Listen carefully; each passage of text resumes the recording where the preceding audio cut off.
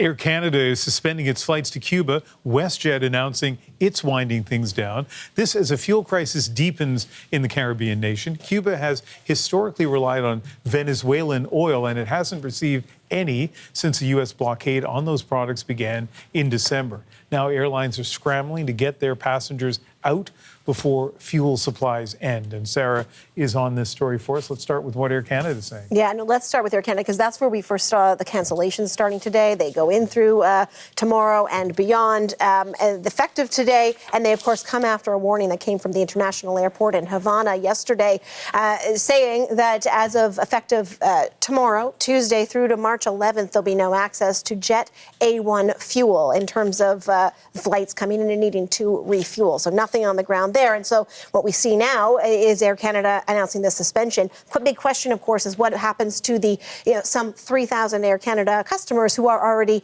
in Cuba. How do they get home? The airline has said that they are a priority to bring them back. And in order to do that, what they will be doing is sending in empty planes in order to bring them home. And I want to read you a little bit of this statement in terms of how they plan to have fuel to do that.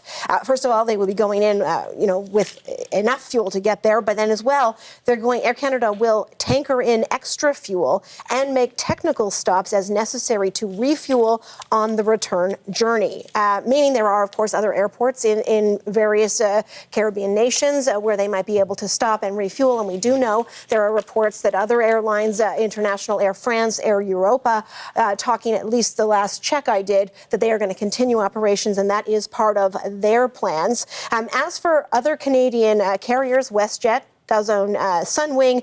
They are confirming in a statement to CBC News that they are what they're calling winding down winter operations. Don't have a lot of details on exactly what that looks like. Air Transit at this point saying they are still going to be having their operations.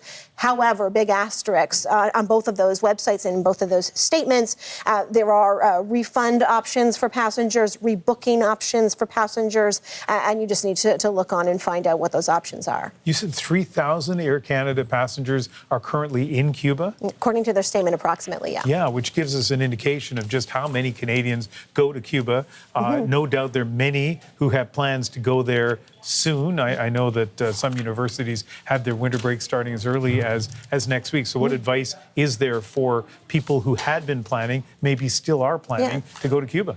And that would be simply possible, at least to some extent. I think right off the bat, check your insurance. If you don't have it, maybe look into it, and definitely check the fine print of what you're entitled to in terms of a refund for a travel hotel and what you're covered for on the ground while you're there, given what we're hearing is a lack of fuel, lack of power in that country. As for the conditions that you'll be dealing with on the ground in Cuba, just last hour you spoke with a couple who is on the ground in Cuba right now, hearing about all of the cancellations, and they talked about what it is like to be staying in one of the resorts in Cuba. Take a listen.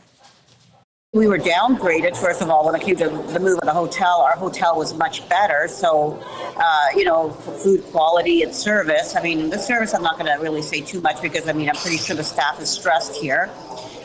We didn't have hot water. So we talked to our rep about that, and they agreed to turn it on for at least a few hours in the evening. So still some answers to questions I think that we don't have, which is, how some of the other airlines plan to either wind down those operations, how they plan to continue on with them. And those are now no doubt going to be announced and worked out in the coming days. It was interesting, that interview. I don't know if you heard the end of it, but they were saying that they'll either get back on an Air Canada flight, which is what they expect, or they'll be stuck in paradise. Either way, they seem to be fairly chill about their vacation. All right. Sarah, thank you. Yeah.